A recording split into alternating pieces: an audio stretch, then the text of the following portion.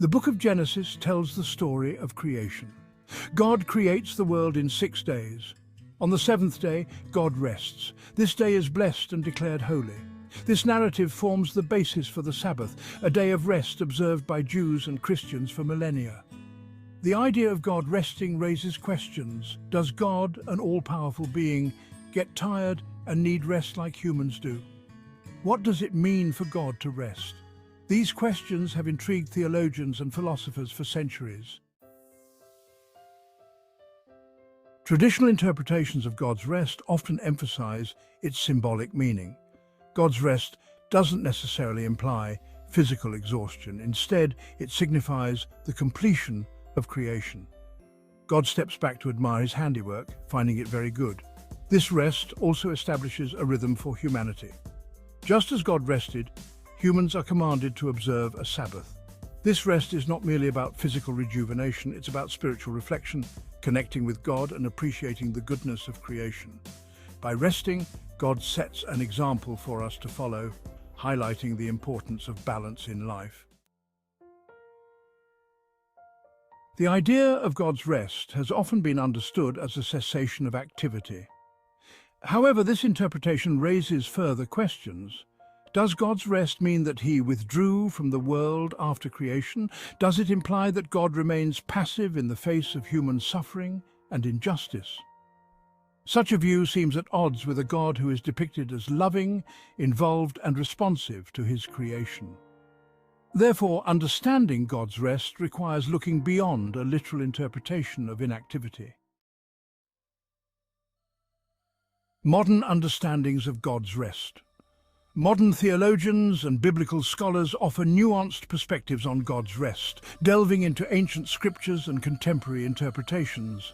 Some argue that God's rest is not about inactivity, but about entering into a different mode of being, a state of divine tranquility and purpose. God may not be creating in the same way as during the 6 days, but he is still active in sustaining and upholding the universe, ensuring its harmony and balance.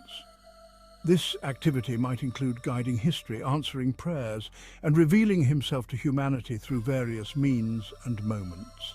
God's rest, then, isn't about withdrawing from creation or ceasing all activity.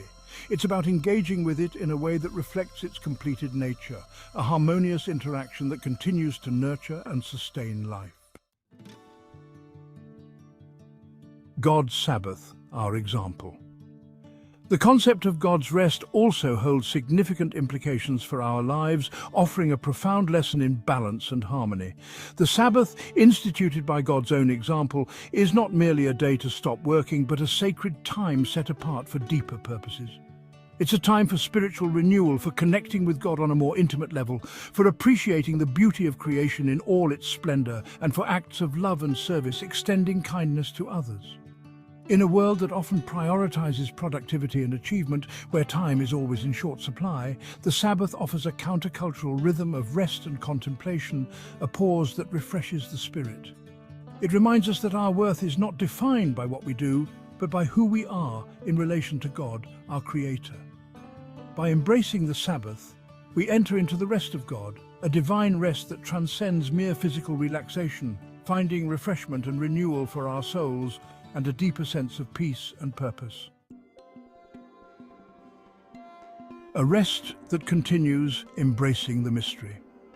The question of whether God truly rested and remains inactive is a complex one, filled with layers of theological and philosophical inquiry.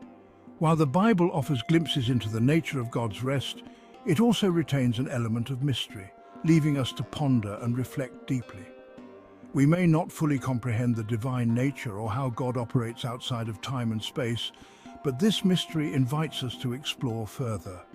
However, we can learn from the principle of rest that God establishes, a rest that transcends mere physical relaxation.